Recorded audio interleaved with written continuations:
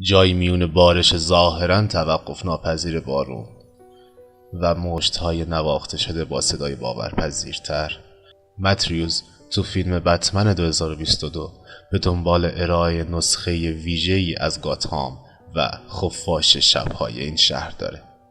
با من با نقدی از این فیلم همراه باشید.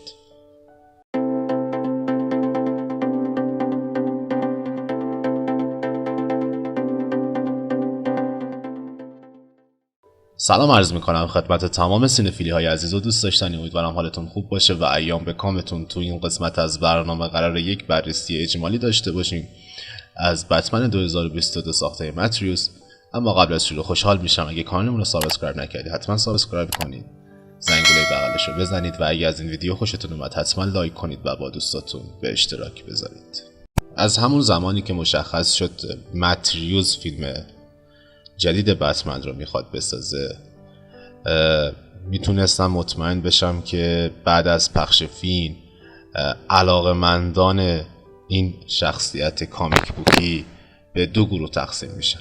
اونایی که میگن همون سگانه بتمن رو ترجیح میدن و شخصیت بتمن نولان خیلی براشون عمیق تره، اون دیالوگ ها و اون صحنه ها رو بیشتر دوست دارن، و اونایی که میگن بتمن جدید به کاراکتر کامیکی نزدیکتره و با این زاویه دید این بتمن رو دوست دارن.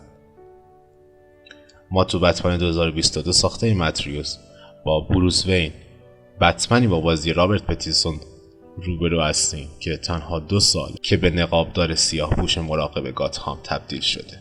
اگه بخوام یک خلاصه ای از این فیلم بهتون بگم، تو فیلم یک قاتل زنجیره‌ای به نام ریدلر با بازی پل دانو داریم که چهره فاسد شهر را هدف قرار داد. سوتوان گوردون و زن گربه‌ای به نام سلینا کایل شخصیت‌های اصلی دیگه این فیلم هستن و بروس تو این بین باید سرنخ‌ها رو کشف کنه و یک حمله تروریستی رو متوقف کنه، در حالی که همزمان با میراث خانواده‌اش دست و پنجه نرم می‌کنه.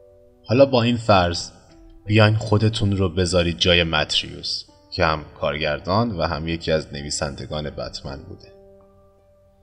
او برای دوباره نویسی شخصیت اسطوره‌ای و پاپ بتمن کار مشکلی داشته و اینجاست که ما به نبوغ این شخص پی میبریم. خوشبختانه او به جای یک انقلاب و خلق بتمن تصمیم گرفته که شخصیت او رو فقط و فقط تکامل بده. اینکه او بیاد و بتمن رو از لحن جدی دوران نولان بیرون بیاره و به گمان من خلاقیت خوبی محسوب میشه. تو اینجا بتمن تازه‌کار تو اوج جوانیش باید با تعهد و تردیدهای خودش کنار بیاد. اما کلیدی ترین نکته تو فیلم بتمن اینه که فیلم یک فیلم کارگاهی ابرقهرمانی شده.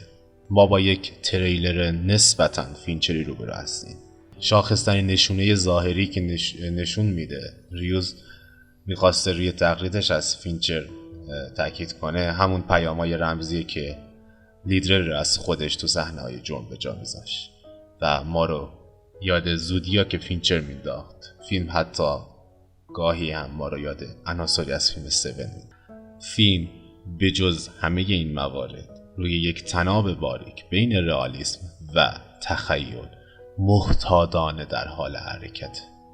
نشانه های بصری لامپ های نئون و صحنه های بارندگی ما رو یاد فیلم بلید رانر میندازه. تاریکی نماد بصری شاخص فیلمه و بیشتر حوادث فیلم تو تاریکی رخ میده. از حیث فناوری های بتمنی، لنز تماسی و صحنه های مرور سریع ویدیوهای گرفته شده توسطش شاید چیزی متفاوتی نسبت به بتمن های دیگه باشه. اما تو این فیلم ما با بتمنی روبرو هستیم که یک موتورسیکلت نسبتاً عادی و بتموبیل اون هم زیاد چیز شاخصی نیست، دست کم نسبت به بتموبیل های نولان. بتمن ریوز انسانی تره و بتمن اینجا گاهی کاملا شکست پذیر میشه و باید ضرباتی رو از اوباش ساده هم حتی تحمل کنه و در برخی صحنه‌ها تنها با چاشنی شانس میتونه جان سالم به در ببره. مثل فیلم جوکر، بتمن هم روی نابرابری اجتماعی و فساد تمرکز داره. منتها غنای دیالوگ و واژگان و صحنه‌های رام این بتمن به پای بتمن نولان نمیرسه. که حرفامو تموم کنم، حتما فیلم رو تا آخر نگاه کنید، حتی بعد از تیتراژ. من یک نکته ای از آخر تیتراژ براتون میذارم و یک سوال در ذهنتون ایجاد میکنم و دوست دارم حتما به این سوال جواب بدید. امیدوارم که از این تحلیل و بررسی خوشتون اومده باشه و اگه کانال رو سابسکرایب نکردید حتما سابسکرایب کنید، زنگوله بغلش رو بزنید و اگه از این ویدیو خوشتون اومد حتما با دوستاتون به اشتراک بذارید و لایک کنید. تا ویدیو دیگر، روزگار بر شما خوش.